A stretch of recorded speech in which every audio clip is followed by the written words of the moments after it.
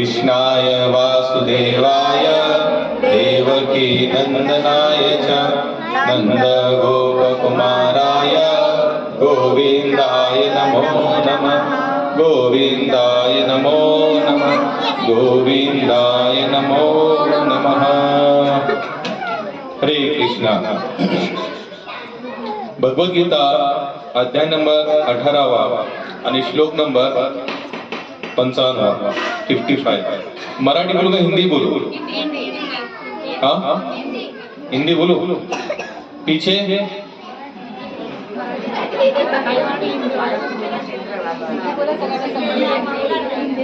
हिंदी में बात करेंगे हम लोग, यहाँ पर देखेंगे। अध्याय नंबर 18 है, श्लोक है 55। बस आप लोग मेरे हाथ जोड़ के एक ही विनती है कि केवल थोड़ी शांतता रखना, इतना जरूर करना। जो बच्चे हैं छोटे छोटे, अगर उनके कानों तक आपका हाथ पहुंच रहा है तो थोड़ा सा कान उसकी जो चाबी थोड़ी सी टाइट कर देना, तो बच्चे के थोड़े शांत बैठेंगे। तो ये श्लोक हम लेंगे आज। इस श्लोक को थोड़ा सा मेरे पीछे पीछे दोहराने का प्रयास कीजिए आप। भक्त्या माम अभिजानाति, बोलिए मेरे पीछे पीछे बोलने का प्रयास कीजिए। भक्त्या माम अभिजानाति, भक्त्या माम अभिजानाति, यावन्निचस्मि तत्त्वतः ततो मा तत्त्वतो ज्ञात्वा विषेते तदंतरम।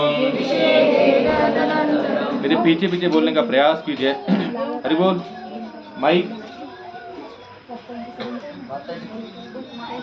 केवल भक्ति से मुझे भगवान को यथारूप में जाना जा सकता है। बोलिए केवल भक्ति से मुझे भगवान को यथारूप में जाना जा सकता है। जब मनुष्य ऐसी भक्ति से मेरे पूर्ण भावनामृत में होता है तो वह वैकुंठ जगत में प्रवेश कर सकता है। देखिए हमने जो श्लोक लिया है ना, इसमें भगवान स्पष्ट रूप से बता रहे हैं हम भगवान को केवल भक्ति से जान सकते हैं। कैसे जान सकते हैं? भक्ति से। बाकी और कोई तरीका भगवान यहाँ पर स्वयं खुद, ये जो भगवद गीता जिन्होंने बोली उनका नाम क्या है? बोलिए।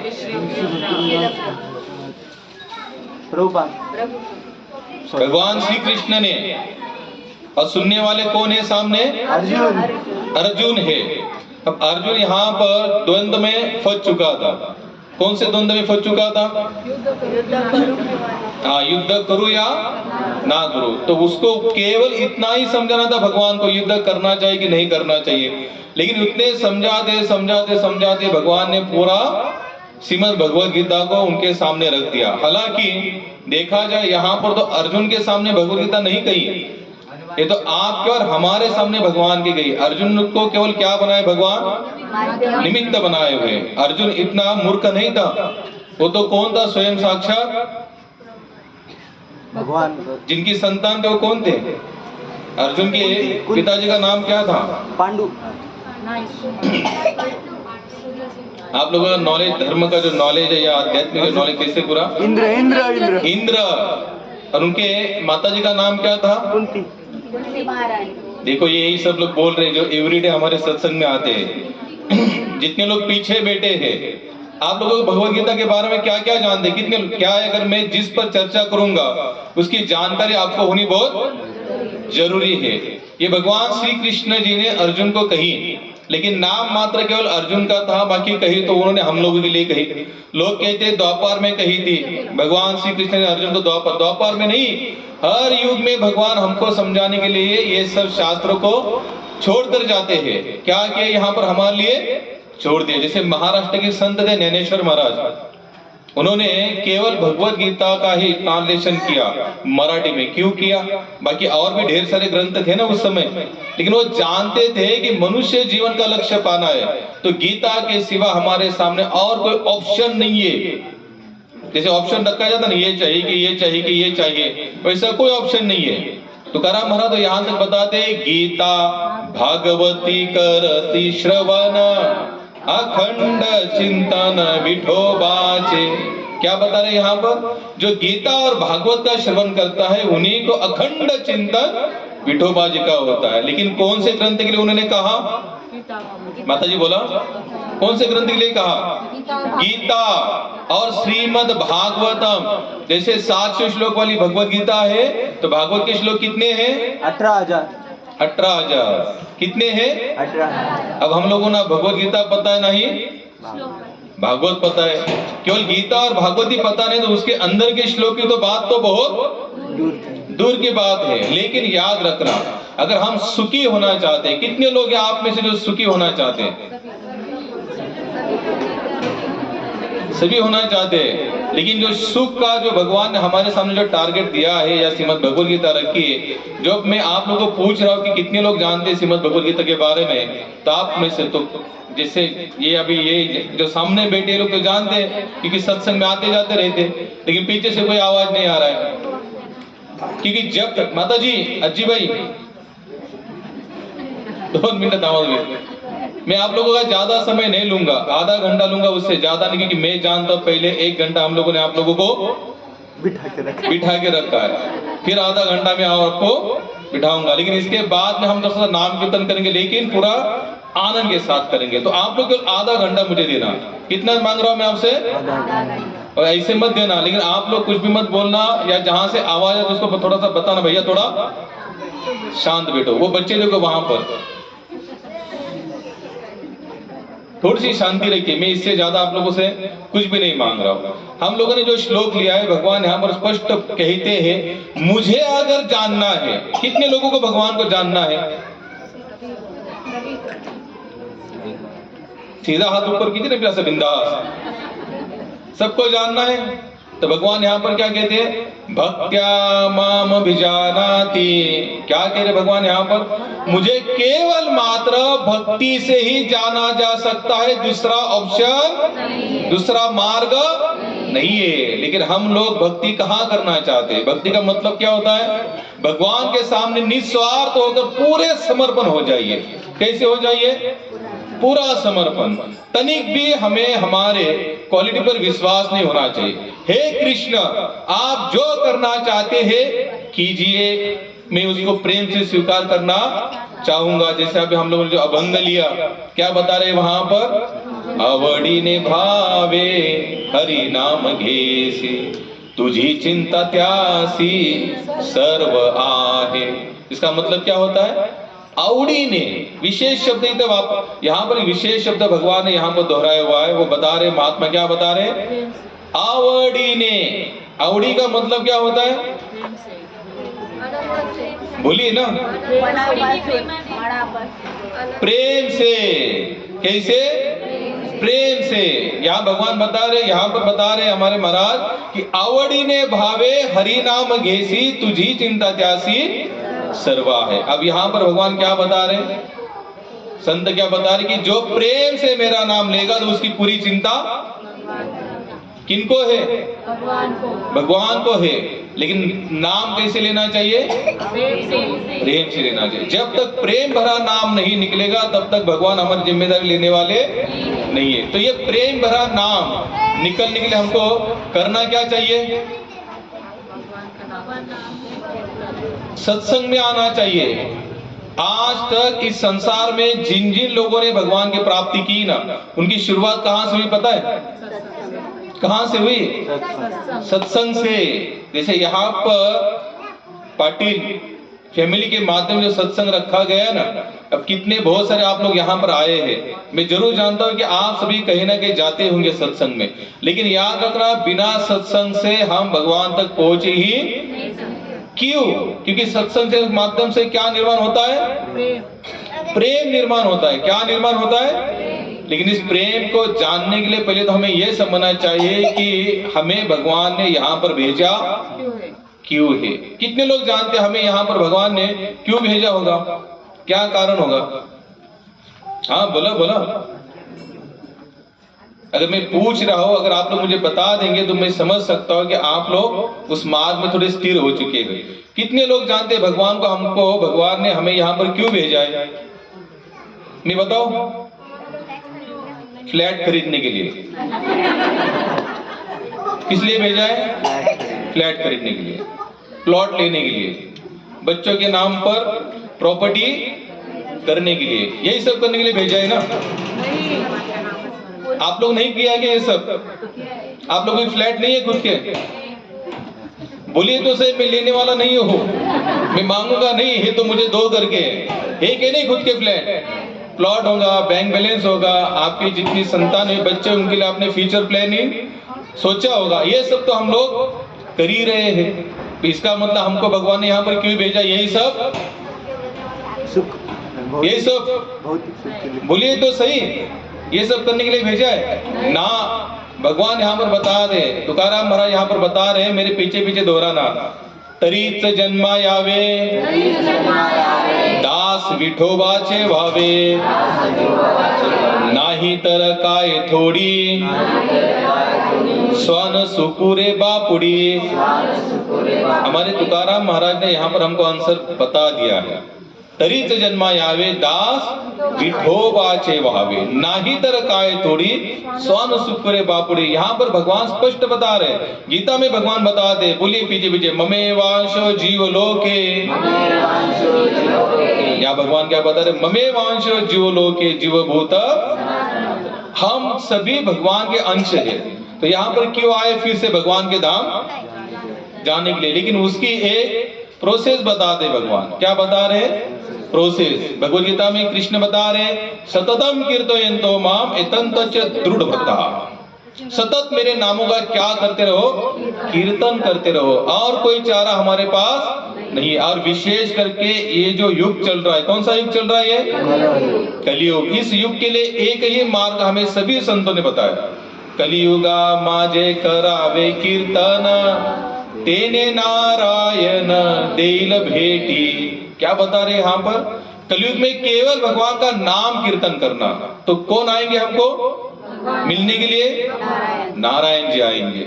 ये संकल्पना आज से नहीं चल रही है, सालों से चल रही है। जब से इस ब्रह्मांड का निर्माण हुआ है, तब से यही एक प्रोसेस से हम भगवान तक पहुंचे जा सकते, अन्यथा नहीं। लेकिन हमारी आयु ऐसी बीतती जा रही है।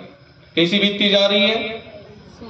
लोगों को कहते हैं भाई आप थोड़ा भजन करो, लोग कहते हैं महाराज अभी थोड़ा समय है, अभी तो बहुत सारे हमारे काम पेंडिंग पड़े हुए हैं, ये सब पूरे हो जाएंगे, गुड़गे ये जो घुटने पूरे खींच जाएंगे, उठ नहीं सकते, दिख नहीं सकता, सुन नहीं सकते, तब जाके सत्संग में बैठेंगे। अच्छा सा ऐसा प्लेयर देखेंगे, उसको टीका लगाएंगे, महाराज कीर्तन करते रहेंगे, हम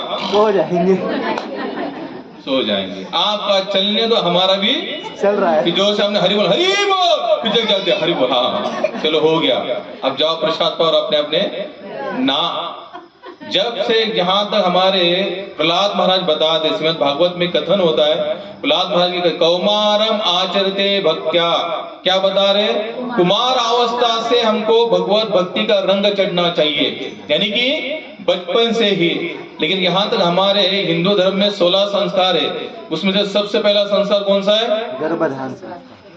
बोलिए, गर्भधान संस्कार। यानी कि हमारे ये जो धर्म ग्रंथ है, इनमें तो पहले से लिख के रखा है कि गर्भ में जब से हमारा जीवन शुरू होता है, तभी से हमारा आध्यात्मिक जीवन शुरू हो जाना चाहिए।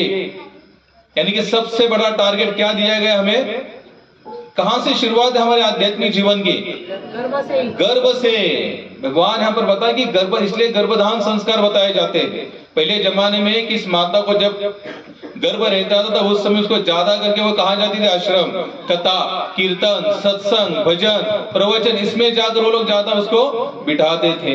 आज वैसा कोई ऑप्शन हमारे पास बचा ही नहीं। हम लोग ज्यादा करके कहाँ बैठते हैं आजकल? मूवी थिएटर, टीवी के सामने। एक महात्मा जी, हम लोग गए थे कथा सुनने, उन्होंने बहुत अच्छी बात कही। बोले एक माता की संतान जन्म हुआ उसका, और जन्म होने के बाद जब संतान को सुलाया जाता था ना, तो उसका हाथ ऐसे होता था, तो माँ हाथ ऐसे करती थी, उसका हाथ फिर ऐसे होता था। तो माता ने कहा कि डॉक्टर साहब इसका हाथ क्यों ऐसे हो रहा है कंटिन्यू, कैसे हो रहा है ऐसे, जैसे हम लोग इसका हाथ नीचे कर रहे तो संतान का हाथ ऊपर हो रहा है। तो डॉक्टर ने पूछा जब भी आपके पेट में था आप फोन पर ज्यादा बात करती थी? तो बोले हाँ। तो बोले उसका हाथ भी क्या हो रहा है, ऊपर कानों की तरफ जा रहा है। तो आज हमारे ये संस्कार बचे हुए, इससे हमारा लॉस और क्या होगा, लॉस ही होगा। याद रखना, अगर भगवान को पाना है तो हमारी शुरुआत गर्भ से होती है। मान लिया आज संस्कृति नहीं बची, लेकिन कम से कम बाहर आने के पश्चात तो उसको क्या करो, जहां पर गुरुकुल आश्रम चलते हैं कभी कभी उसको एवरी संडे सत्संग में लेके जाया करो, कभी मंदिर में लेके जाया करो, कभी अपने घरों में संतों का आवागमन होना चाहिए, जिससे क्या होगा उन संतानों को थोड़ा तो असर गिरेगा। अब देखिए यहाँ ये सत्संग जिन्होंने रखा है पाटिल प्रभु जी ने, उनकी दोनों संतान जो हमारे यहाँ पर आते सत्संग, उनके सिर पर क्या होता है, तिलक लगा कर आते हैं, कंठी माला पहनते हैं। उन बच्चों को हम पूछते जब भी आते हैं हमारे घर में कितनी माला जप करते, बोले 2 करते, बोले 3 करते, कभी 4 बोलते हैं। एक कब कहां से शुरुआत हुई, जब से सत्संग में आने लगे तो वो खुद भी करते हैं और अपने संतानों को भी दिलाते। तुकाराम महाराज यहाँ तक बताते, बोले जो माता पिता अपने बच्चों को भगवत भक्ती के प्रति अग्रसर नहीं करते, हे मी नाही बोलत ते तुकाराम महाराज बोलतात। मग कोणाला काय ऑब्जेक्शन असेल तुम्ही त्यांना विचारा, त्यासाठी कुठे जावं लागेल, वैकुंठाला जावं लागेल। ये सांगतात जो माता पिता अपने बच्चों को भगवत भक्ति के प्रति अग्रसर नहीं करते वो कौन है, बिल्ली और बोका है। कोण आहे हो, यानी की मांजर आणि बोका आहेत ते आई वडील के जे आपल्या मुलांना भगवत भक्तीसाठी अग्रसर करत नाहीत। हम लोगों का पूरा जीवन ऐसे बीतते जा रहा है, कैसे बीतते जा रहा है, हम लोग बस भगवत भक्ति के अग्रसर बढ़ने, तो हम लोग क्या कर रहे हैं, समय निश्चित कर रहे हैं, इतना काम हो जाने के बाद फिर करेंगे, इतना हो जाने के फिर करेंगे, इतना हो जाने के बाद, और पता नहीं हमारी आयु कैसे बीतते चली जाती है, और पता नहीं एक दिन काल हमारे ऊपर हेवी हो जाता है। काल का मतलब क्या होता है, मृत्यु यहाँ पर किसी को पता नहीं कब आएगी, कभी भी आ सकती है। हम सब की जन्म तारीख हमें सबको पता है, लेकिन मरने की तारीख पता है किसको, नहीं। अभी मैं आपको बताता हमारा बचपन और 100 साल तक कैसे आयु हमारी चली जाती है।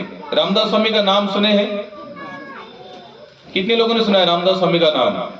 आप नासिक वासी हो तो नासिक वासी और रामदास स्वामी का संबंध बहुत ही गहरा संबंध है, क्योंकि उनके आध्यात्मिक जीवन की शुरुआत कहां से हुई थी, नासिक से।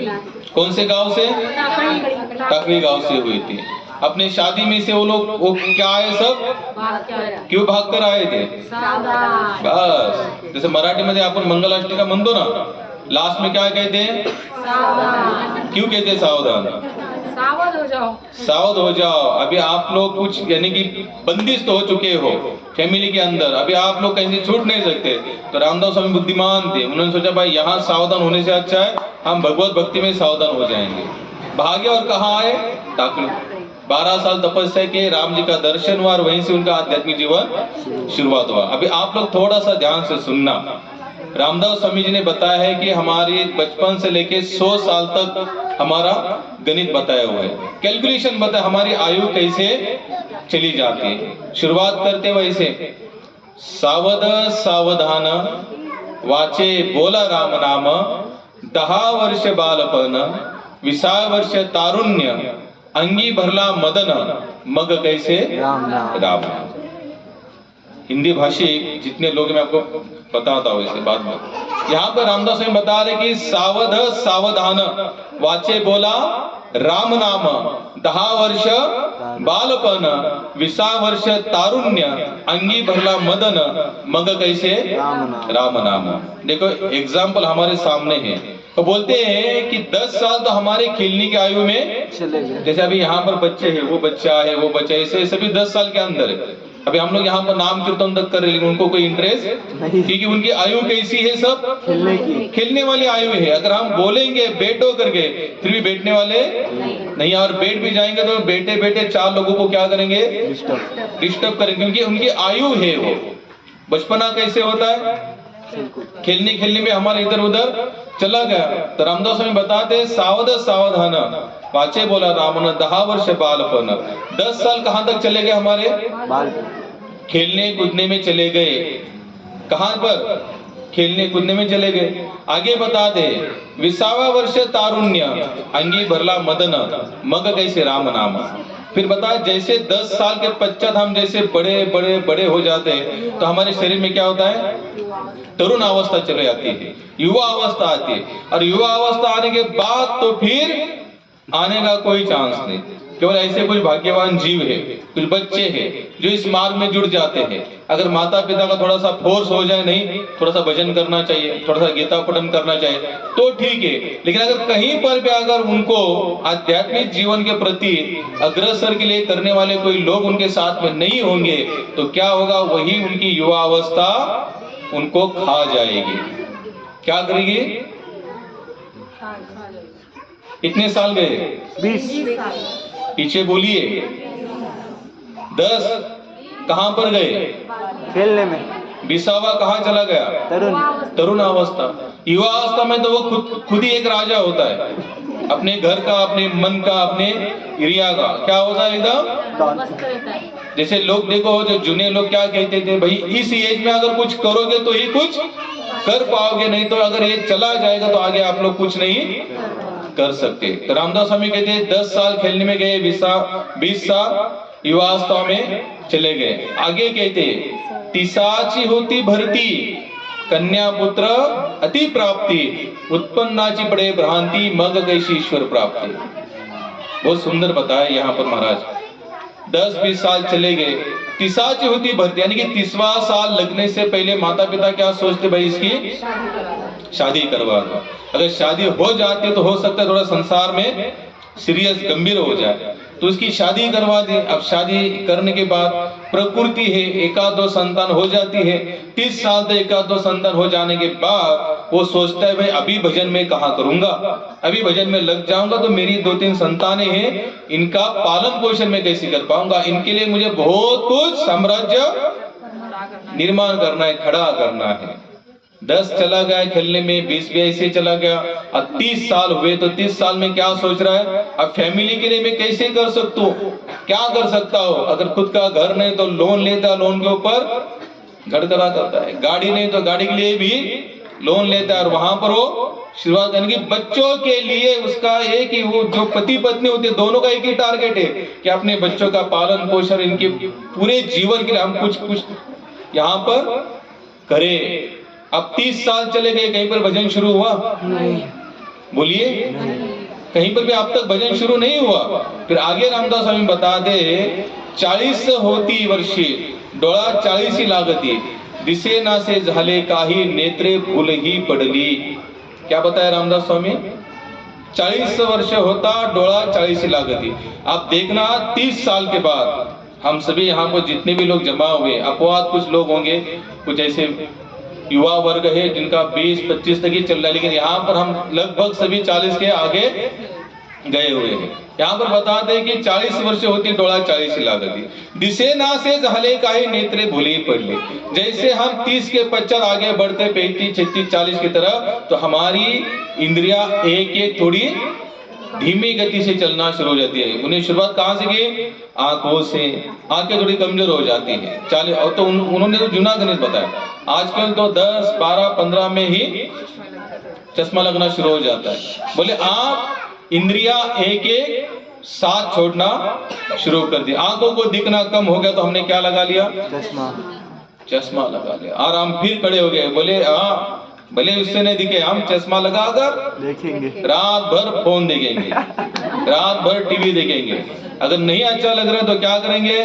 चश्मा। नंबर बढ़ना है तो बढ़ने दो, लेकिन हम चश्मा निकालेंगे नहीं। संसार को पूरी तरह से भोगने का प्रयास करते हैं। 10 भजन नहीं, 20 भजन नहीं, 30 भजन नहीं, 40 में भी भजन नहीं। आगे बता दे 50 वर्ष होती हलती दाताच्या पंगती। क्या बता रहे हैं?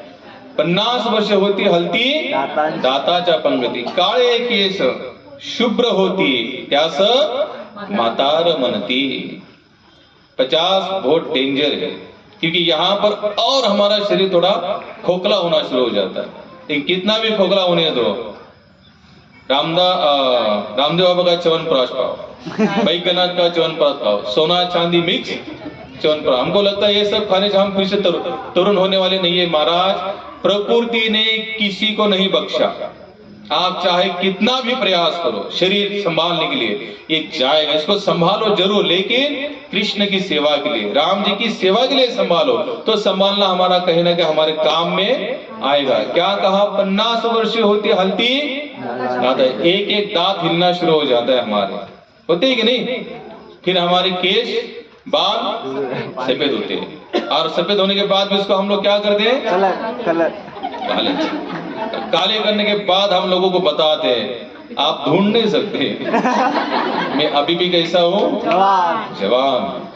लेकिन सचमुच जिन जिन लोगों ने अभी बाल यहाँ पर काले किए हैं, आईने के सामने खड़े हो जाने के बाद थोड़ा पूछना उसको, काले की सफेद है, सामने लोगों को पूछना आईने में, क्या आंसर आएगा सामने से, सफेद है। लेकिन हम संसार को क्या बता रहे हैं, काले काले। किसको फंसा रहे हम लोग। चलो आपको काले बाल वाला जिसने समझ लिया, आप तो जान ही रहे हो ना कि काले है कि गोरे सफेद है। हम लोगों को लगता है कि ये सब छुपाने से हो सकता है कहीं हमारी आयु बढ़ेगी। बिल्कुल नहीं महाराज। अगर तरुण हो, हाँ, लेकिन मैं आपको लिख के दे सकता हूँ, आप तरुण होते जाते, लेकिन कहां पर, भक्ति में। भक्ति में बुढ़ापा नहीं आता, भक्ति में इंद्रिया गलती भी नहीं है। ये हमेशा कैसी रहती है, बलवान रहती है, हमेशा ताजी रहती है। क्यों? क्योंकि वो कहां पर लगे हुए, भगवान की सेवा में। संसार हमको केवल क्या करता है, चूसने का काम करता है। क्या करता है, चूसने का काम करता है। और जैसे ही ये सब खोखला हो गया, तो धीरे धीरे एक एक हमारी इंद्रिया भी साथ छोड़ दी थी, और लोग भी। एक महात्मा कहते, बोले संसार के संबंध होते कैसे पता है आप लोगों को। फ्रीज होता है ना, फ्रीजर होता है जिसमें बर्फ जमा होता है। क्या जमा होता है, बर्फ जमा होता है। बोले जब तक वो पानी किसी ग्लास या जो डीपली जो रखते हैं हम लोग, पानी रखते हैं, उसे क्या कहते हैं, आइस बनाने के लिए जैसे अंदर रखते हैं, तो उसमें क्या होता है, वो जम जाता है। लेकिन जैसे फ्रीज से बाहर निकाला, फ्रीजर से, क्या होता है, धीरे धीरे वो पिघलना शुरू हो जाता है। धीरे धीरे क्या होता है, पिघलना। जब तक वो फ्रीज में था, फ्रीजर के अंदर था, तब तक वो बर्फ के रूप में था, और जैसे अंदर से बाहर निकला, धीरे धीरे उसका पानी में रूपांतरित हुआ। उसी तरह से महात्मा बताते, जब तक हमारे शरीर में ताकत है, तब तक ये शरीर के साथ संसार का लगाव होता है। और जैसे ही शरीर खोखला होना शुरू हो जाता है, भौतिक संपदा एक एक करके टूटना शुरू हो जाती है, यहाँ पर हमारे संबंध टूटना शुरू हो जाते हैं। यहाँ पर तभी तक लोग संबंध बांधना चाहते हैं जब तक आपके पास कुछ है।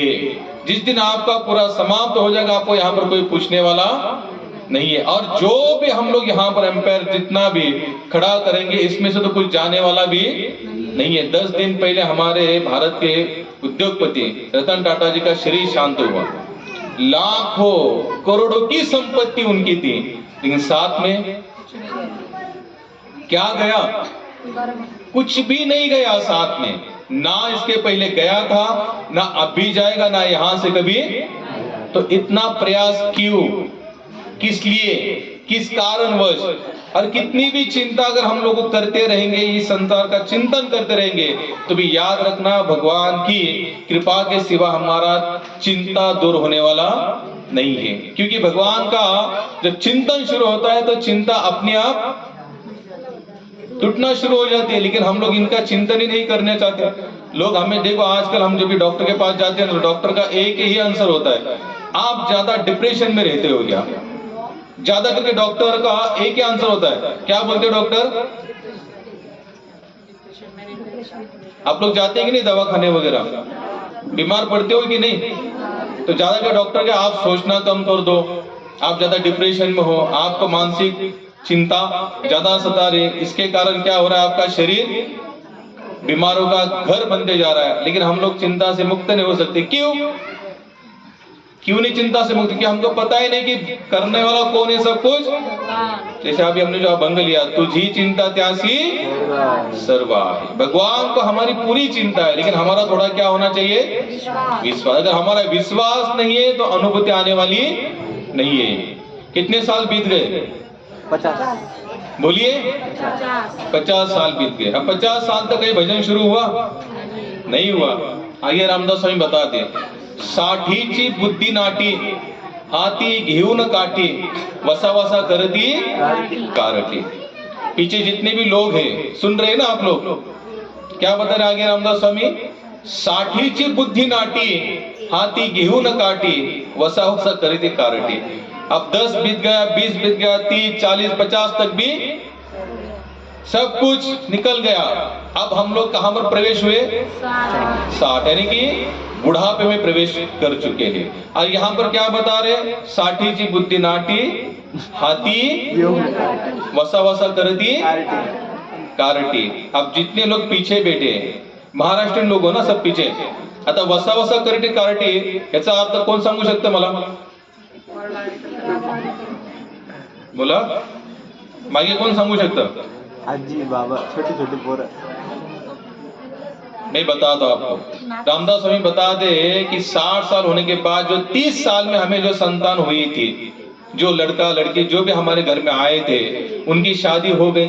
50 साल हम होते होते उनकी शादी हो गई। अब उनकी शादी होने के बाद उनके हो गए बच्चे। अब बच्चे होने के बाद वसा वसा करती नातवंडे को कार्टी का मतलब होता है, रामदास स्वामी कहते कि आप वृद्धावस्था के चले हमारा शरीर जा रहा है, लेकिन फिर भी हमारे आंखें अभी भी खुल नहीं रहे। फिर हम लोग क्या सोचते हैं, अब मैं दादा बनूंगा, अब मैं दादी बनूंगी, अब मैं रिटायर हो गया 58 साल में, 60 साल में, अब नाते पोते को हाथ में लेकर कहाँ चला जाऊंगा, गार्डन में चला जाऊंगा। फिर वो नाते पोते कहते दादा चॉकलेट, दादी ये, दादा ओ, दादा ये। तो क्या बताया रामदास स्वामी, वसा वसा करती कारटी। कारटी का मतलब होता है ये नाते पोते। अब देखो नाते पोते यानी कि जहां आप कहीं पर पूरा बीत गया, शरीर भी खोखला हो चुका है, आप कहीं ना कहीं भजन में लगना था और उतने में अलग से नया संसार शुरू हो गया। 60 साल बीत गए, कहीं पर ध्यान आ रहा है भगवान का भजन करने का नहीं।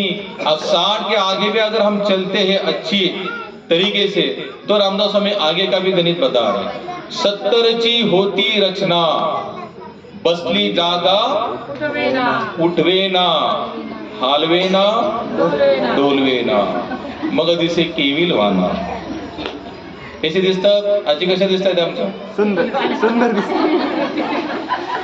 क्या बता रहे रामदास स्वामी यहाँ पर, 70ची होती रचना बसली जागा उठवेना हालवेना डोलवेना मग दिसे केविल वाना। यानी कि 70, अब जो 10 साल में 60 साल में जो नाते पोते थे, हम 70 साल के होते होते वो 13-14 साल के हो गए। जैसे जैसे हमारे नाते पोते बड़े होते ना, वो अपना अपना खुद का आनंद ढूंढना। तो नाते पोते भी कब तक आपके साथ में रहते हैं, 5, 6, 7, 8, 9, 10 साल तक, इससे ज्यादा।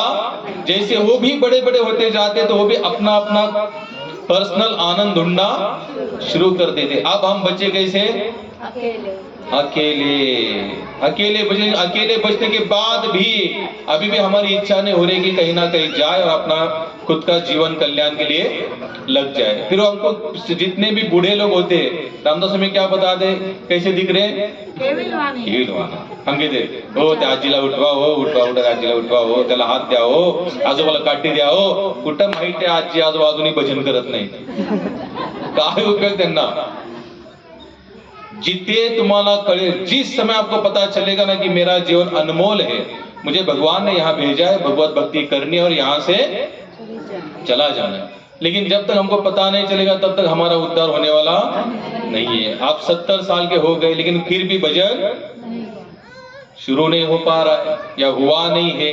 आप लोगों का हुआ है तो ये बहुत ही अच्छी बात है। आगे रामदास स्वामी बताते हैं, 80 वर्ष होती जसा जळावीन मासा। क्या बता रहे, 80 साल हो जाने के बाद जैसे बिन पानी की जो मछली होती है ना, जैसे पानी से अगर उसको बाहर निकाला जाए तो क्या होती हो, छटपटाती है, क्योंकि पानी का और उसका संपर्क है। जैसे पानी से निकालने के बाद वो क्या छटपटाती है। अब 80 साल हो जाने के बाद 80 साल के तरफ आते आते हमारे जो 2, 4, 5 फ्रेंड वो भी हरि बोल। चले गए। बच्चे अपने लाइन से अपने हिसाब से जी रहे, नाते पोते और अपने से दूर चले गए। अब हम बच्चे कैसे? अकेले। आप लोग कभी वृद्धाश्रम गए हैं? कितने कितने लोग गए वृद्धाश्रम? वहां के जितने भी लोगों की एज है ना 70 के आगे वाली है। क्यों? और उनको ला कर रखने वाले कौन है? घर वाले ही लोग हैं। क्यों ला के रखा उन लोगों को? कितने लोग बता सकते हैं? बोलिए। टाइम नहीं संभालने के लिए। उनको टाइम नहीं है उनको संभालने के लिए, या जितने भी वृद्धाश्रम में लोग आते हैं उनको उनके लिए भी टाइम शेयर करने के लिए घर में कोई बचा नहीं। तो उनका जीवन कैसे हो रहा है? बिन पानी की जो मछली होती है ना, अब प्राण जाने रहे तो जीना है कहीं ना कहीं, तो लोग कहाँ जाके रख देते हैं? वृद्धाश्रम। वहां पर उनके ही आयु के समान वहां पर लोग, तो वहां पर अपना वो क्या करते हैं? टाइम स्पेंड करते हैं। क्योंकि घर में वो लोग बच्चे नहीं। आजकल तो फैशन है कि सभी जॉब में, बच्चे कॉलेज में, घर में कोई है नहीं, नौकर चाकर है, वो अपने हिसाब से आते काम करते, काम कर कर अब बच्चे दोनों अकेले। तो इन दोनों ने क्या सोचा, भाई आपका टाइम शेयर, हम आपको कहाँ छोड़कर आएंगे? वृद्धाश्रम। वृद्धाश्रम कोई अच्छी जगह है क्या? बोलिए। नहीं। कितने लोग जाना चाहते हैं वृद्धाश्रम में? कोई नहीं जाना चाहे तो क्या करो? भगवान को अपना मानो। किनको अपना मानो? अगर उनको अपना मानेंगे तो याद रखना, वृद्धाश्रम में आपकी आयु में जैसे आप बूढ़े हो जाएंगे, कोई साथ में हो ना हो, कुछ फर्क पड़ने वाला, क्योंकि आपने संबंध कहा डायरेक्ट ज्वाइन किया है भगवान से। ये केवल सीमित संबंध नहीं है, अनंत कोटि जन्मों का ये हमारा और भगवान का क्या है? संबंध है। अब 80 साल तक भी हम लोग भजन में नहीं लगे, फिर जो और आगे अगर हम चलेंगे, आजकल तो 60, 70, 80 के आजू बाजू आते आते हरि बोल हो जाता है हमारा, यानी कि शरीर छोड़ देते, शांत, क्योंकि बीमारियां बढ़ गई, खान पान, रहन सहन, व्यवहार उतना अच्छा हमारे रहे नहीं, मानसिक डिप्रेशन, चिंतन, खाने के बाद अटैक, खान पान में कोई शुद्धता नहीं।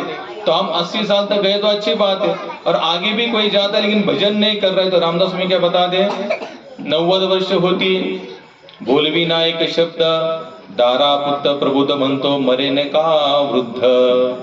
क्या बता रहे? 90 साल हो जाने के बाद क्या कहते हैं? अगर उसका शरीर ढंग का रहा, अगर एक ही जगह पर सोया हुआ नहीं है, अगर हलता चलता शरीर है, तब तक अच्छा लगता है। लेकिन अगर एक ही जगह पर 90 साल हो जाने के बाद एक सोए पड़े और जगह पर ये मल मूत्र अगर बंदा त्याग रहा है, तो लोग क्या कहते हैं? कब मरेगा? उससे अच्छा इसके प्राण छूट जाए तो अच्छा है। हम लोग बिटको हॉस्पिटल में अन्नदान करते थे, तो वहां पर काफी ऐसे लोग दिखते थे कि जिनको उस बेड पर लेटे लेटे उनकी जो पीठ की चमड़ी थी ना, उनको ऐसे उठाने के बाद ऐसे गल जाती थी। क्या होती थी?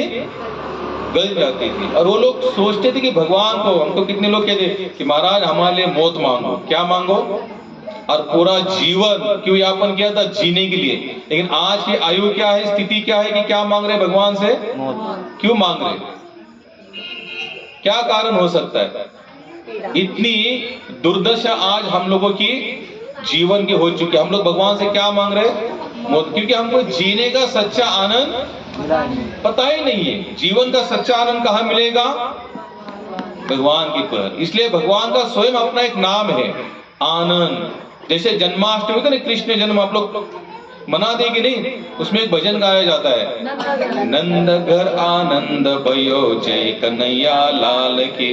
क्या कहते हैं? नंद के घर कौन आया है? आनंद आया है। कृष्ण नहीं, राम नहीं, क्या कह रहे? आनंद।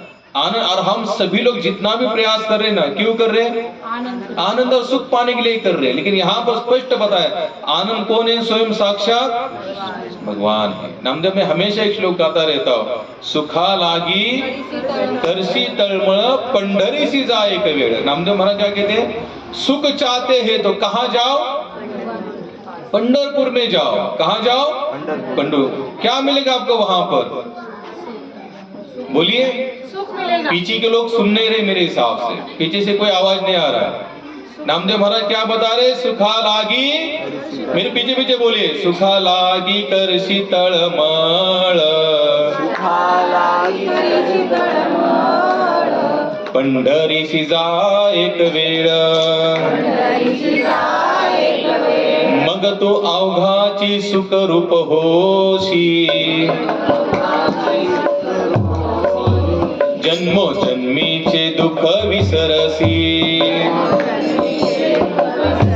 क्या बताए राम, यहाँ पर रामदेव महाराज बता रहे, सुखा लागी करसी तळमळ पंढरीशी जा, एक ही बार बताया उनको, लेकिन एक बार जाना, फिर आप क्या बनेंगे, मगो तो अवघाची सुख रूप होसी, और एक जन्म की दुख नहीं, जन्मो जन्मीचे दुख विसरसी। नामदेव महाराज ने स्पष्ट बताया, एड्रेस बता दिया हमको, पता बता दिया।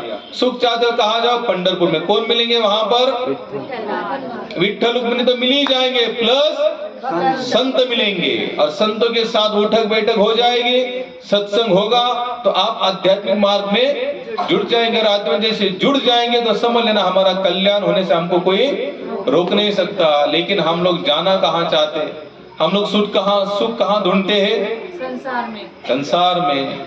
जैसे 2-3 दिन छुट्टी आई तो कहाँ जाएंगे, पिकनिक जाएंगे, पिक्चर देखने, थिएटर देखने, माथेरान जाएंगे, महाबलेश्वर जाएंगे, यहाँ वहां जाएंगे। क्यों जाएंगे, जब वहां से आते ना, उनको पूछना कैसे लगा, बहुत थक गए हम लोग, क्या कहेंगे, बहुत भागे, बहुत दौड़े, बहुत मजा किया, बहुत आनंद लिया। और आने के बाद क्या होता है उनका, कहते बहुत थक गए। जब थकना ही था तो घर में बैठकर थकते, पैसा देकर थकने को किसने कहा था, पैसा भी देकर आए प्लस थकान लेकर आए। लेकिन अगर आप आध्यात्मिक मार्ग से जुट जाना, अभी आप देखिए कुछ माता जी यहाँ पर डांस कर रहे थे, तुकाराम महाराज बताते हैं, नाचो कीर्तनाचा रंगी, नाचना है तो कहाँ नाचो, कीर्तन, भगवान के नाम कीर्तन में नाचो। थकोगे नहीं, उत्साह बढ़ेगा आपका। क्या बढ़ेगा, क्योंकि उत्साह आता भी कहाँ से है, भगवान से आता है, भगवान के नाम में उत्साह है। लेकिन हम लोग अगर नाचने को कहेंगे तो लोग शर्मा दे, बोले हम नहीं नाचते, आप नाचो, आपका चलना है चलने दो। ऐसा नहीं, अगर आप भगवान के सामने नाचोगे तो जन्म मृत्यु के चक्र से जो नाचना शुरू हो रहा है या चल रहा है, वो क्या हो जाएगा, कहीं ना कहीं बंद हो जाएगा। लेकिन हम लोग वहां जाना ही नहीं चाहते। हम लोग क्या करना चाहते हैं, थक गए, संसार की ओर भागना चाहते हैं, फिर वहां भागते, लगता है कि सुख मिलेगा, आनंद मिलेगा, आते वहां से फिर पता चलता है यहाँ पर तो कुछ भी नहीं मिल रहा है। इसलिए क्या कहते कि कहाँ लग जाओ, भगवान के श्री चरणों में अपने जीवन को समर्पण कर दो, फिर देखना कितना आनंद आता है यहाँ पर। लेकिन नहीं, कितने साल बीत गए, 90 साल। 90 साल का क्या मैंने बताया था, मरे ना का वृद्ध, मरे ना का वृद्ध। घर वाले लोग ही कहते कि इसके प्राण निकले तो बढ़िया है, क्योंकि जगह पर क्या कर रहा है, मल मूत्र का त्याग कर रहा है। अब घर में मल मूत्र का कोई बंदा त्याग करे तो घर वाले भी कितने दिन उसको संभालेंगे। बहुत लाडला होगा तो 1, 2, 3, 4, 5, 6 महीना। अगर उससे ज्यादा डॉक्टर कहते भैया इसके प्राण भी नहीं निकल रहे तो क्या करे, तो लोग ही मन प्रार्थना जरूर करते हैं कि शायद इनके प्राण छूट जाए तो अच्छा है। हमें लगता है जब उसको क्यों कह रहे हम उनके प्राण छूट जाए तो, क्योंकि हम उनकी सेवा कर नहीं पा रहे। पूरे घर में मल मूत्र की दुर्गंध आ रही है, उससे अच्छा मर जाए तो। ये बहुत संसार स्वार्थी, याद रखना। यहाँ पर अपनापन आपको कहीं पर नहीं मिलेगा। अपनापन मिलेगा तो कहाँ मिलेगा, और भगवान सब कुछ लेने में सामर्थ्यवान है। लेकिन हमारा क्या होना चाहिए, विश्वास। अगर आपका विश्वास है तो आपके दुख भी भगवान एका जनार्दनी भोग प्रारब्धाचा हरि कृपे त्याचा नाश झाला। हमारा विश्वास होना चाहिए। जगन्नाथपुरी गए आप लोग, कितने लोग गए जगन्नाथपुरी? अच्छा, भगवान जगन्नाथ की रथ यात्रा निकलती, आपको पता है ना, साल में एक बार। जैसे 4 युग हुए। युग कितने हुए, सती, त्रेता, द्वापर, कली। 4 युग के लिए 4 धामों की स्थापना की गई। हमारे भारत के कौन से धाम है, 4 धाम जिसे कहते हैं लोग, हम 4 धाम करना चाहते हैं, बताइए। बद्रीनाथ, रामेश्वरम, द्वारिका, अब चौथा है जगन्नाथपुरी। कौन सा, जगन्नाथपुरी। और ये जो युग चल रहा है ना, इस युग के लिए अगर सर्वोत्कृष्ट धाम को बताया तो कौन सा है, क्योंकि जगन्नाथ अति दयालु है। अच्छा, कितने लोगों को पता है कि रथ यात्रा चलती है, साल में एक बार भगवान जगन्नाथ बाहर निकलते हैं? टीवी पर भी चलती रहती है, दूरदर्शन पर आता है, ठीक है। अच्छा, पता है आप लोगों को जब भगवान जगन्नाथ रथ यात्रा में बाहर आते ना तो उसके पहले 14 दिन क्या पड़ते हैं? बीमार। बाबू आवाज यू दे ना, क्या होता है? भगवान जगन्नाथ क्या होते हैं? 14 दिन बीमार पड़ते हैं। अच्छा, कितने लोगों को लगता है कि भगवान सच में बीमार पड़ते होंगे? सचमुच पड़ते हैं भगवान बीमार। उनका टेम्परेचर नापा जाता है, उनको पसीना आता है और 14 दिन उनको खाना नहीं खिलाते, उनको काढ़े भोग लगते हैं, काढ़े आयुर्वेदिक जो काढ़े होते हैं ना वो भोग लगते हैं। अच्छा, ये बताओ बीमार क्यों पड़ते होंगे? कोई घटना, कोई लीला होगी ना उसके पीछे। भगवान जो भी लीला करते हैं उसके पीछे कोई भक्त का स्वरूप छुपा हुआ रहता है। क्या होता है? भक्त का स्वरूप छुपा रहता है। अब भगवान बीमार क्यों? जैसे मैंने आपको लास्ट में बताया, 90 वर्ष होती बोल भी ना एक शब्द, दारा पुत्र प्रबुद्ध मन तो मरे न का वृत्त। लोग कहते हैं जगह पर मन मूत्र त्याग, उससे अच्छे इसके प्राण निकल जाए। मैंने खुद, हमको कितने लोग बुला दे, मैंने ऐसे 2-3 लोग, मैं नाम नहीं लेना चाहूंगा, बड़े लोग हैं, उनके घर में 1-2 लोग ऐसे बीमार हुए तो उन्होंने बोले कि प्रभु जी देखिए इनके प्राण नहीं छूट रहे, आप कुछ। मैं क्या कर सकता हूँ?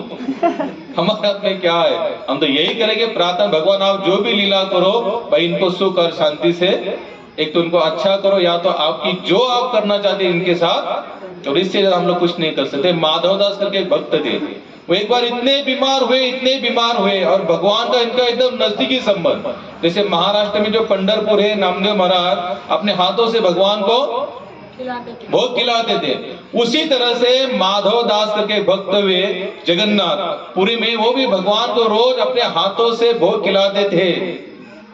यहां तक कि जो भी मिलता था लाते थे, जगन्नाथ जी आओ और इसे आप पाओ। और एक बार वो माधव दास जी इतने बुरे हुए, इतने बीमार हुए कि बीमार हो जाने के बाद उनकी जितनी सेवा थी सब बंद हो गई। सेवा बंद तो हो ही गई, लेकिन उनको एक ऐसी बीमारी ने जकड़ लिया, बेचारे खुद उठकर लघु शंका और दीर्घ शंका के लिए भी जा नहीं सकते थे। वो जगह पर ही मल मूत्र त्यागने लगे और अकेले रहते थे। भगवान ने उनसे सब छीन लिया, पत्नी वित्नी सब कुछ था, लेकिन भगवान ने धीरे धीरे सब निकाल लिया। क्यों?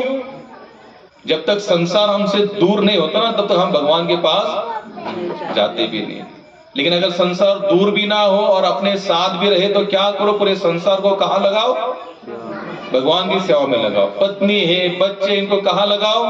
भगवान के। जिस घर का केंद्र बिंदु भगवान है उस घर में हमेशा सुख शांति रहेगी। और जिस घर में केंद्र बिंदु भगवान नहीं है, यानी कि हर कोई अपने अपने हिसाब से भोग करना चाहेगा, तो याद रखना उस घर में सुख शांति कभी नहीं आ सकती। लेकिन भगवान ही केंद्र बिंदु है तो वहां पर 100% सुख शांति आएगी। तो माधव दास जी एक बार बीमार हुए, बीमार हो जाने के बाद बेचारे अपनी जगह पर ही मलमूत्र का त्याग करने लगे। उठ नहीं सकते थे और अपनी टट्टी तक वो धोने में असमर्थ थे। तो भगवान जगन्नाथ जी को दया आई। किनको दया आई? जगन्नाथ जी को दया आई। जगन्नाथ जी आए और माधव दास जी का पूरा शरीर मल मूत्र से लदा हुआ सब अपने हाथों से, आप लोग सोच सकते हैं कि ये केवल भगवान ही कर सकता है, मनुष्य नहीं कर सकता। हमारे घर में 1.5, 2, 3 साल का बच्चा होता है, मल मूत्र त्यागता, हम लोग हाथों से साफ कर सकते हैं। लेकिन अगर उसी घर में कोई बूढ़ा इंसान है 80-90 साल का, अगर वो मल मूत्र त्यागे तो क्या जिस समय वो भाव जो वो बच्चों के लिए था, जो बच्चे के लिए होता है, वही भाव उस व्यक्ति के लिए बन पाएगा? नहीं। सच बोलना। नहीं। अगर सचमुच सेवाधारी हो तो जरूर बनेगा, लेकिन हमारे अंदर उतना सेवापन बचा नहीं है। तुलसीदास जी कहते, बोले संसार में अगर सबसे कठिन काम कोई होगा धर्म का तो कौन सा है? सेवा। कौन सा धर्म कठिन है? सेवा करना बहुत कठिन है। अनुकूल अवस्था में सेवा करे बात अलग है, प्रतिकूल अवस्था में भी सेवा में लगे रहना इतना आसान नहीं है। जैसे राजा हरिश्चंद्र थे, सपने में दान दिया, देवता आए बोले दान किया, सपने में दे दो, बोले ले। जितना था सब साम्राज्य उनको, इतना सेवा करना इतना आसान नहीं है। सब कुछ पड़ा है, बना है, उसमें से थोड़ा देना तो बात अलग है, लेकिन भगवान सब मांगे तब। बोलिए, हम आरती गाते ना, तेरा तुझको अर्पण क्या लागे मेरा, उसी समय भगवान सामने आएंगे बोलेंगे आप पूरा दे दो, क्या तुम्हारा नहीं है तो सब मेरा है, तो सब तो आरती क्या कंटिन्यू शुरू करेंगे? अरे इसको निकाल दो इस लाइन को, ये गलत लिखा हुआ है। 13 दिन तो बोल तो दिया है, मांग रहे भगवान, ऐसा नहीं है तो बोलने के लिए बोले, लेकिन हम इतना देने वाले नहीं, इतना आसान नहीं पूरा समर्पण होना। बताइए मैं कहां पर था? पीछे वाले भगत लोग बताइए कौन सी कथा में था मैं? पीछे से आवाज आना चाहिए, पीछे से। माधवदास, बराबर। और भगवान जगन्नाथ जी वहां पर आए हैं, अपने हाथों से उनका मल मूत्र साफ कर रहे हैं। अब ये रोज होने लगा। क्या होने लगा? रोज। अब माधवदास खुद सोच रहे, स्वयं साक्षात अनंत कोटि ब्रह्मांड के नायक आकर मेरा पूरा शरीर साफ कर रहे, लेकिन मुझे ठीक क्यों नहीं कर रहे? मन में आया, होता है कि नहीं ऐसे कभी कभी? भाई अगर हम अच्छी भक्ति करें और बहुत समस्या आ रहा है तो हम लोग क्या कहते हैं, भगवान इस समस्या से उठा लो, चाहे तो मुझे आप यहाँ पर रहना। लेकिन भगवान नहीं उठाते, भगवान कहते नहीं भाई, थोड़ा तुम्हारा भोग है तो उसको भोगना पड़ेगा। तो माधवदास ने एक बार सोच लिया, अगर आज भगवान आएंगे शाम के समय, पूछूंगा कि जगन्नाथ आप मुझे ठीक करने में, आपको तो बस ऐसे और मैं ठीक हो जाऊंगा, लेकिन आप मुझे ठीक क्यों नहीं कर रहे? भगवान जगन्नाथ आए, वही सब उनका सिस्टम था, मल मूत्र उनको सब साफ कर दिया। जगन्नाथ जा रहे थे, उतने माधव बोलते रुको जगन्नाथ, मैं पूछना चाहता। बोले पूछो। बोले आप मेरा मल मूत्र का शरीर, लता पता शरीर बोले साफ कर रहे, तो मुझे आप ठीक क्यों नहीं कर रहे? तो भगवान कहते बोले और थोड़े दिन बचे, बोले तुम्हारा भोग इतना भोग लो, इतना भोगने के बाद तुम पूरी तरह से क्लीन हो जाओगे, अब तुम मेरे आराम से भक्ति करना। तो माधवदास कहते कि भगवान एक काम करो, आप मैं भोग नहीं सकता, उससे अच्छा आप मेरे को मुक्त कर दो इस शरीर से और आपके धाम में लेके चलो। बोले भगवान बोले नहीं, बोले 14 दिन बचे। कितने?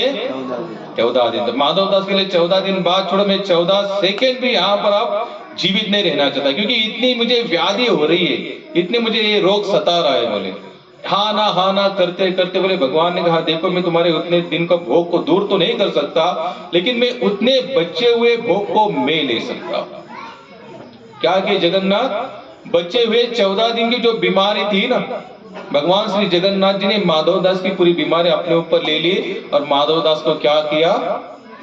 ठीक कर दिया। अब तो भगवान कहते बोले माधवदास इस लीला को मैं कंटिन्यू शुरू रखूंगा। बोले कौन सी लीला को? बोले ये 14 दिन बीमारी मैंने ली है ना, मैं 14 दिन साल में 14 दिन हमेशा बीमार रहूंगा। और वही 14 दिन, अब हाले तो भगवान हो, थोड़ी ना बीमार हो सकते, लेकिन एक भाव होता है भक्त का, एक लीला करते भगवान भक्त के साथ। और वही 14 दिन याद दिलाने के लिए उस माधवदास की भक्ति के लिए भगवान आज भी 14 दिन बीमार पड़ते हैं। अब मुझे बताइए इतनी सेवा इस संसार में हमारी कौन कर सकता है? सही बताना। मन में थोड़ा सा आंखें बंद करो, याद करो उस व्यक्ति को, कौन कर सकता है उतनी सेवा? कोई नहीं कर सकता महाराज, केवल भगवान है। और सचमुच करते हैं, लेकिन हमारा विश्वास होना चाहिए। पति लक्ष्मीचा सानिध्य से। कितने साल बीत गए? 90। अब रामदास स्वामी आगे बताते, दशमान पुत्र झाला, मेरे पीछे पीछे बोलिए, दशमान पुत्र झाला, दशमान पुत्र झाला, झाला परी वाया गेला, झाला परी वाया गेला, रामदास त्यास बोले, रामदास त्यास बोले, वेगे सावधान झाला, वेगे सावधान झाला। अंत में रामदास स्वामी ने बहुत अच्छी लाइन बताई। बोले दशमान का होता है कि 100 साल हो गया हमें, दशमान पुत्र झाला परी वाया गेला। क्यों फेल गया वो? रामदास त्यास बोले वेगे सावधान झाला। जब समय था हम लोग सावध नहीं हुए, हमको लगता है कि चलो फिर करेंगे। इतना सत्संग हुआ है, जितना सुना है गीता में भगवान कहते भक्ति से जाना जा सकता है, सुन लिया आप चले जाएंगे और एज इट इज जीवन चल रहा है जैसे कि तैसे, तो समझ जाना हमारा जीवन फेल गया। इसलिए रामदास स्वामी कहते हैं 100 साल के होने के पश्चात भी वो कैसे गया, उसकी पूरी आयु फेल हो चुकी। क्यों? क्योंकि जब समय था तब हम लोग सावधान नहीं हुए, और सावधान नहीं होने के कारण क्या हुआ? हमारा जीवन फेल हो गया। तो कितने लोग चाहते हैं कि सावध होना या फेल जाना? हाथ ऊपर करके बताइए,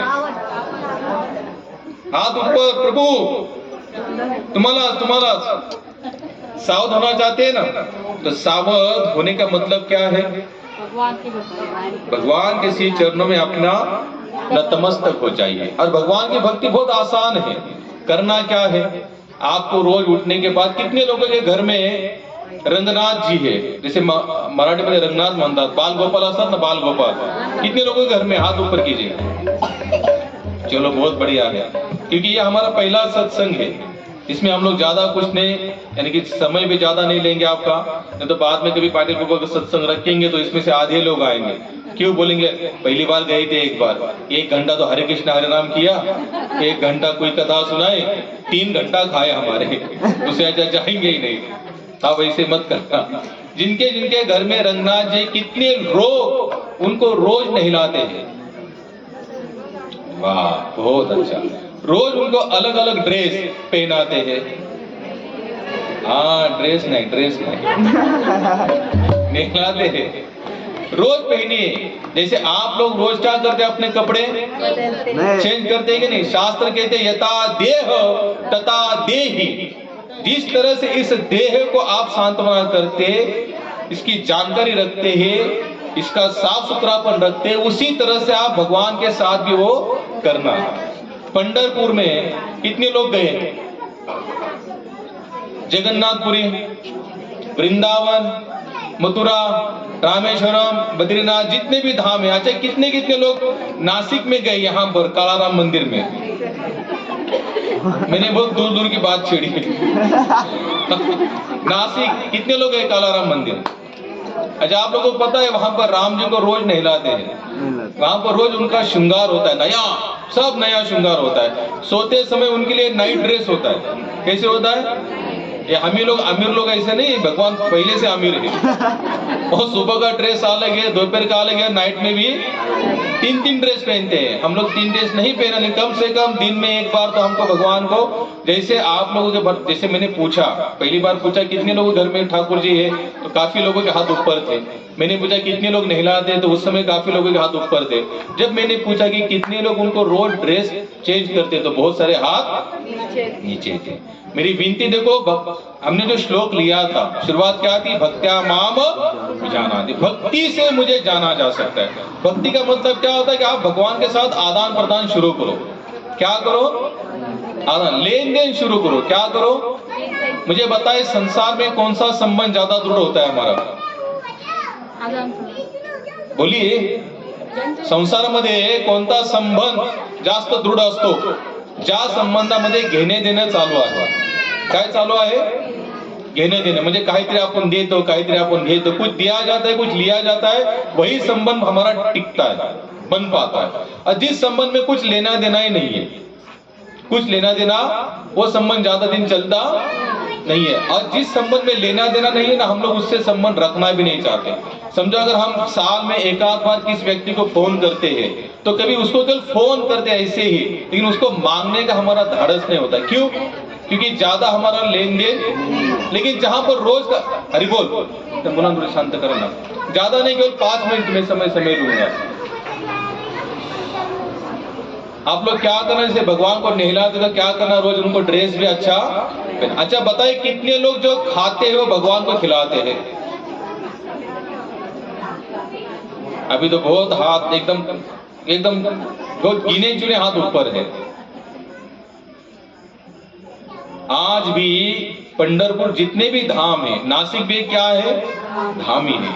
जहां जहां विग्रह के प्रति हमारा भाव बनता है ना, भाव प्रधानता बनती है, तो वहां पर उनके माध्यम से हमके अनुभव भी आना शुरू हो जाते हैं। लेकिन वो संबंध बांधो। आप लोग जो भी खा रहे हो, पहले क्या करो, भगवान को भोग लगाओ, और भोग लगाने के पश्चात वो जो बचेगा उसको आप, बचता पूरा यार, भगवान खाते नहीं है वैसे। भगवान खाते कहां से, आपको बस देखते हैं और जैसे कि तैसे पूरी प्लेट हमको दे देते। आप उसको क्या करना, जो बची हुई आपने जो बनाए व्यंजन है उसमें सब में अलग अलग मिक्स कर दो। अच्छा बताओ, भगवान आपके घर में कौन है, आपके घर में मेन व्यक्ति है या कॉमन व्यक्ती है, बोलिए, मागा आवाज येत नाही। तुमच्या घरामध्ये रंगनाथ आहे ना, महाराष्ट्रामध्ये लग्न करण्याच्या वेळेला प्रत्येकाच्या घरामध्ये रंगनाथ हा दिला जातो। कशासाठी दिला जातो, कशासाठी दिला जातो, वो तो मुझे पता नहीं कन्यादान के लिए जाता है, लेकिन जो मेरा जहाँ तक नॉलेज है मुझे ये लगता है कि भगवान जहाँ विराजमान होंगे उस घर में सुख शांति ऐश्वर्य वैभव सब कुछ अनलिमिटेड मात्रा में होगा, जहां तक मेरा है। अब वो दान क्यों किया, भगवान को दान देने का मतलब दान ही कितना बड़ा है जो भगवान को दान कर रहा है। लेकिन हम जहां तक जानते हैं इसके बारे में, क्योंकि भगवत गीता का लास्ट अंतिम वाला श्लोक है, यत्र योगेश्वर कृष्ण यत्र पार्थ धनुधर। कृष्ण कहते जहां मैं विराजमान हूं वहां पर हर चीज आपके पास उपलब्ध होगी, किसी चीज की आपको कमी पड़ने वाली नहीं है। अब महाराष्ट्र में जो शादियां होती है, लग्न होतो त्याच्यामध्ये कंपल्सरी रंगनाथ हा तिथे ठेवला जातो। किती लोकांचा रंगनाथ असा धष्टपुष्ट आहे का, असं कोमजलेलं आहे? हे दुर्भाग्य आहे। आज टीव्ही 1 लाख रुपयाचा झाला, फोन 50-50,000 झाला, सोफा सेट, ह्या त्या गोष्टी 4, 5, 10, 15 लाखाच्या वस्तू ते आई वडील तिला देतात। मुलीला रंगनाथ, त्याचे डोळे दिसत नाहीत, त्याचे कान दिसत नाही, त्याचं नाक दिसत नाही, त्याला 3च बोट, कुठे 2च बोट, असा भाव आपल्याला प्रकट होणार नाही। तुमच्या घरामध्ये जे रंगनाथ जे आहेत त्यांना काय करा, तुम्ही जे खाता त्यांना पहिल्यांदा भोग लावा। आता मी जेव्हा विचारलं जे खाता किती लोक भोग लावतात तर बरेच हात खाली होते, पण इथून पुढे तसा माझा पहिलाच प्रश्न तुम्हाला कोणता, मेरा सबसे पहला प्रश्न क्या था, कितने लोग भगवान को भक्ति से या भगवान की भक्ति चाहते, तो लगभग सभी लोगों के हाथ ऊपर थे। जब मैं पूछ रहा आप जो खा रहे उनको खिलाते कि नहीं, तो यहाँ पर बहुत 10-12 हाथ ऊपर थे। भगवान को आप लोग क्या कर रहे, रोज भूखा रख रहे, कैसे रख रहे, भूखा रख रहे। तो ये प्रेम का आदान प्रदान हुआ क्या? हमारे नामदेव महाराज ने तो विठ्ठल जी दूध नहीं पी रहे तो सर पटक पटक कर जबरदस्ती से उनको दूध पिलाया। क्यों पिलाया? कि आप पी सकते हो, पीजिए, आपको पीना पड़ेगा। और भगवान आए और उस दूध को उन्होंने ग्रहण किया। लेकिन ये कब संभव है? प्रेम के खातिर। जैसे आप लोग सोते हैं, हरे कृष्ण माता जी 2 मिनट जास्त नहीं, जैसे आप लोग सोते, कितने लोग भगवान को सुलाते हैं? वो एक भजन है, देखिए, कौन कहते हैं भगवान सोते नहीं, माँ यशोदा के जैसे सुलाते नहीं। भगवान सोते भी है लेकिन सुलाने वाली यशोदा मैया होनी चाहिए। यहाँ सब शूर्पणखा है, भगवान को जगाने वाली है, सुलाने वाली कोई नहीं है यहाँ पर। तो कैसे प्रेम होगा? यहाँ पर प्रेम करना है तो क्या करो, यशोदा जैसे भाव निर्माण करो। तो आज से मैं आप लोगों को कुछ मांगूंगा, देंगे क्या आप लोग? बोलिए हरे कृष्ण। जितने माता जितने लोग यहाँ पर बैठे हुए, अगर मैं कुछ मांगू तो आप लोग देंगे? मैं क्या मांगने वाला हूं आपसे, कुछ अंदाजा? बस जैसे मैंने कहा, आप उठते हो तो भगवान को, आप नहाते हो तो भगवान को, आप जैसे ड्रेस रोज चेंज करो भगवान का भी ड्रेस रोज चेंज करना। आप जो पा रहे वैसे पाने से पहले भगवान को, जैसे आप दोपहर में थोड़ा रेस्ट लेते हो तो आप भगवान को भी रेस्ट दिलाओ। जैसे दोपहर में सोने के बाद जग जाते हो तो भगवान को भी जगने के बाद, जैसे आप चाय पीते हो तो भगवान को भी कुछ नाश्ता, दूध, चाय मत पिलाना, दूध पिलाना। क्योंकि भगवान श्री कृष्ण कैसे है, दूध माखन चोर वाले वो है। बाद में जैसे आप सोते हो वैसे उनको इतना करना। पहले सत्संग में इतना ही, ज्यादा बोलूंगा तो बात बोलेंगे बहुत हो रहा है इतना ही करना। मैं फिर से बताऊंगा, पाटिल माता जी, प्रभु जी, इन लोगों ने बहुत अच्छा सत्संग का आयोजन किया। आप लोग भी इतने ठंडे माहौल में, यहाँ हमको जैसे बरसात, आज पूरा दिन का पूरा क्लाइमेट क्या था, एकदम अलग से होता। हमें भी टेंशन होता है लोग आएंगे कि नहीं आएंगे, लेकिन आप सभी लोग आए। मन से आभार व्यक्त करते हैं हमारी पूरी जो टीम है हमारे साथ में, हमारी इस टीम के माध्यम से। तो आप नेक्स्ट बार भी कभी यहाँ पर सत्संग हुआ तो आप सभी लोग आइएगा। और मैं पूरी सोसाइटी का भी सहयोग है। हाँ, अच्छा, माता जी ने कहा कि पूरी सोसाइटी का सहयोग है, और विशेष करके सोसाइटी का नाम क्या है? लक्ष्मी पार्क। लक्ष्मी पार्क, लेकिन लक्ष्मी पार्क में रहने वाले लक्ष्मीपति के भक्त नहीं बनना चाहते। लक्ष्मी के पति कौन है? नारायण है। यहाँ क्या बता रहे, पति लक्ष्मीचा जानित असे, लेकिन नारायण के प्रति हम लोग समर्पण होना नहीं चाहते। तो आप सभी लोग आए हैं उसके लिए धन्यवाद। अच्छा, और 10 मिनट आप लोग देंगे क्या मुझे? हाँ, मन से दे रहे ना, ऐसा तो नहीं? हाँ, अभी हम लोग दामोदर अष्टकम करेंगे। ये जो कार्तिक मास चल रहा है ना, कार्तिक मास, कार्तिक महीने पंडव जितने भी वैष्णव धाम है, विष्णु तत्व की जितने भी धाम है, इस महीने में विशेष दीपदान का उत्सव मनाते हैं वहां पर। क्या मनाते हैं? दीपदान। और उसमें एक दामोदर अष्टकम करके गाया जाता है। अगर आप लोगों के पास फोन है, इंटरनेट अवेलेबल है, तो वहां पर जाकर थोड़ा डाल देना दामोदर अष्टकम, कीजिए शुरुआत। नहीं आता है, नवीन लोग आहेत त्यांना टाकले टाकले टाकले का? माता जी ने शायद आप सभी लोगों को ज्वाइन किया हुआ है ग्रुप से। कौन सा? Lakshmi park group. Lakshmi park group के नाम से जो ग्रुप है, तो उसमें उन लोगों ने डाल दिया है दामोदर अष्टकम करके। इस महीने में दीपदान करने का बहुत ही बड़ा महत्व बताया जाता है। समय नहीं लेंगे तो हम लोग दामोदर अष्टकम गाएंगे, उसके पश्चात 1 मिनट, उसके पश्चात थोड़ा सा कीर्तन करेंगे और बाद में सबके लिए पेट भर के महाप्रसाद में। हरे कृष्णा।